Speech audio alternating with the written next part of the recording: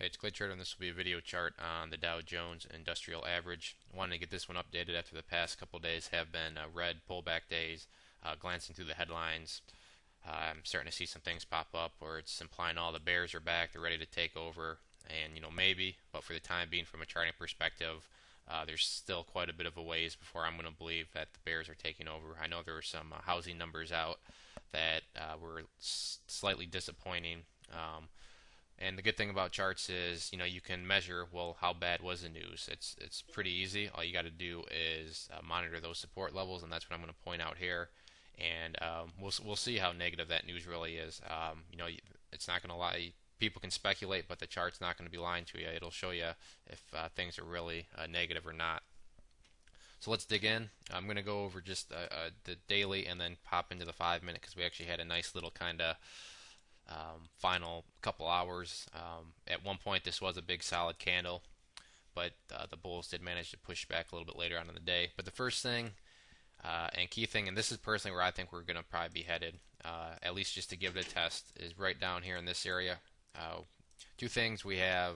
First, this is where our previous highs were back here. And if you're familiar with technical analysis, you know that when resistances are broken, as they were here, they become supports. So this is our first support level. And plus, we also have our 20-day simple moving average right in this area too. So after these past few days, this little topping wicket put in up here, meaning at one time this was green. However, by the end of the day, the price had dropped all that way back down. So I think we'll be headed down to at least test 9600, which is right where all this area is. Nothing wrong with that. If anything, it'd probably be healthy because it'll allow some profit takers out, just allow the chart to cool off some. But even if this level does fail, so actually I should change that to green for support. But if this level does fail, it's one of those things where the chart still has quite a bit of cushion underneath it, meaning lots of different areas of support. The next one would be right here. Once again, by looking at the previous highs, and then if you combine that also with the big 50-day simple moving average sloping upwards here, this is another area of support, which is right around the about let's see, 9400 area, 9450, I guess we can call it, just to estimate it. So I'll make that green too. So really, I mean, we got quite a bit of leeway to play with before things could really kind of get panicked. And right now, how big is this? Housing news.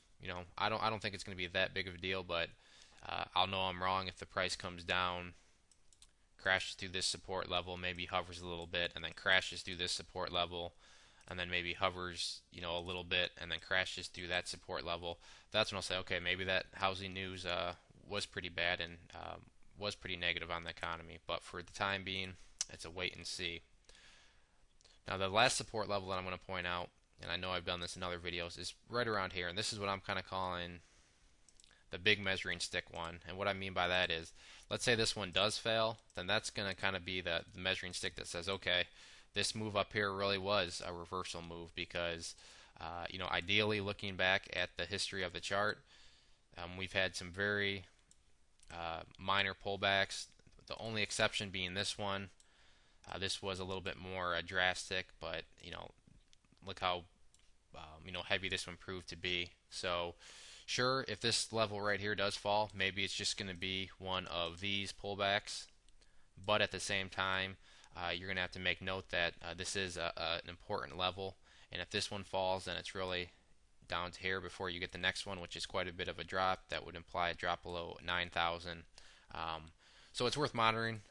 I don't want to get too far ahead because that's a lot of chart speculation on my part. And right now, we haven't even broken through this support level. So, we'll take one support level at a time, but just use these as a measuring stick.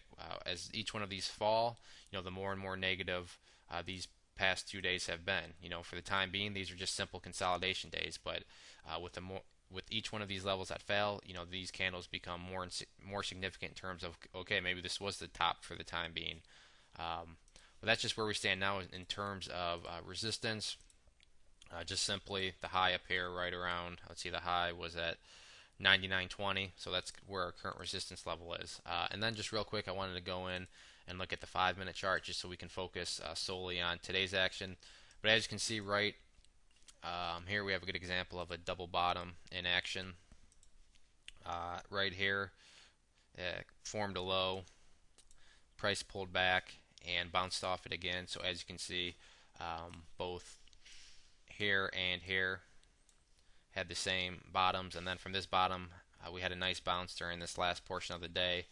Came in and actually put in kind of a double top there. Keep in mind this is only the 5-minute chart, so I'm talking about literally a couple hours worth of action. But it was interesting to see the market make a nice recovery. And the other thing I just noticed was on the 5-minute, we're actually in a channel now. Here's the top of the channel, and then the bottom of the channel is being formed by the 50-period simple moving average. But unless you're a day trader, you really don't care about the 5-minute. I'm just doing this more out of curiosity and for the people that do use these sorts of time frames. But the main point being, had a nice close to the day and ended with some just sideways action. But it was nice to see this little bounce up here rather than a continued downfall. So we'll go back to the daily, and that's where we stand now. Once again, use these as your measuring sticks, and we'll see what happens. The other thing is, I'd like to encourage you to go and check out bullmarketnewsletter.net. If you go there and sign up for the newsletter, you'll be sent a free ebook, which has been getting very good reviews, and you'll be subscribed on our list. And with that, you'll get all sorts of things from small caps up to the big boards. We've been having good success bringing pick store members that have made them money. So it's worth checking out. Good variety. Best part is no strings attached. It is all free. So I'd encourage you to check it out. One more time, this was the Dow Jones Industrial Average. Thanks for listening.